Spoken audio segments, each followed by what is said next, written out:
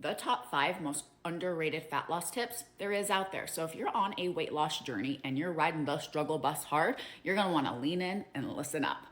And why exactly should you listen to me? Well, your girl has helped hundreds and hundreds and hundreds of women not just lose the weight, but actually keep it off and build banging bodies that they feel damn good in naked. So it's safe to say that I know a thing or two about a thing or two here.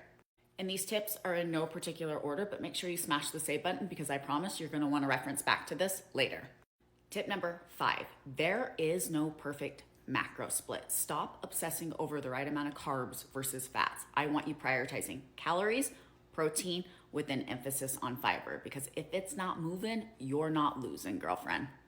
Y'all get so caught up in the breakdown that you forget that calories drive our success. So eliminate that frustration. It's gonna make consistency 10 times easier.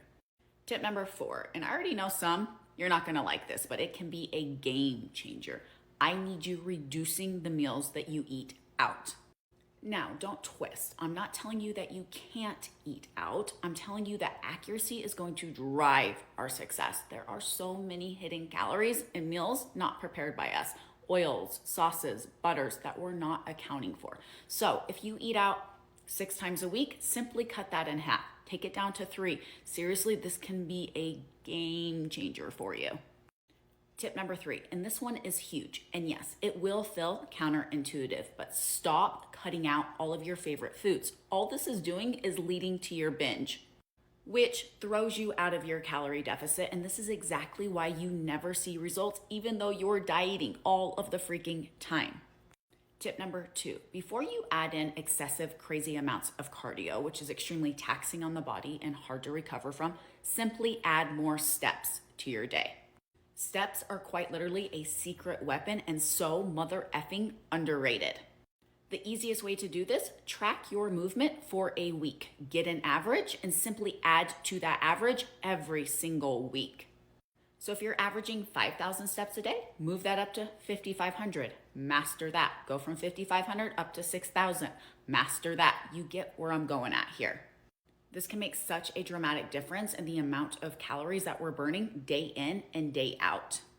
Tip number 1, and this is for my chronic dieters out there, my serial dieters, those that don't have an identity outside of the diet. Stop making phases where you're not dieting negotiable. They're not. It is the phases when we're not dieting that prep and prime our body to make our dieting phases successful. So if you're somebody who changes their diet more than they change their underwear with 0 results to show for it, well, this would be the first place I would look. So if this is something you struggle with, let me tell you what you need to be doing instead in 15 seconds. Maintenance calories, prioritizing protein, a properly built strength training program focused on progressive overload. I need you lifting heavy shit multiple times a week. Prioritize rest, prioritize recovery, give me consistency. You can come back and thank me later. If executed correctly, you will see more changes in this phase to your body than you ever did dieting. Correctly here is the key word though. Master these 5 things and watch your body start doing what you're so desperate for it to do. And as always, if you guys find these tips helpful, go and smash the follow button for me for your no BS approach on how to get it off and actually keep it off.